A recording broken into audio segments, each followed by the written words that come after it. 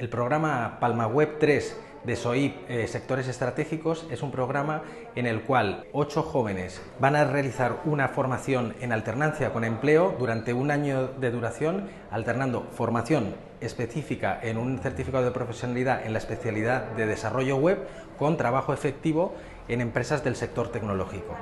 Hoy hemos dado la bienvenida a los alumnos de Palma Web 3. Es la tercera convocatoria de este programa, que es muy beneficioso no solo por la inserción laboral que tiene, que es muy buena, sino porque pueden adquirir experiencia a la medida que se van formando.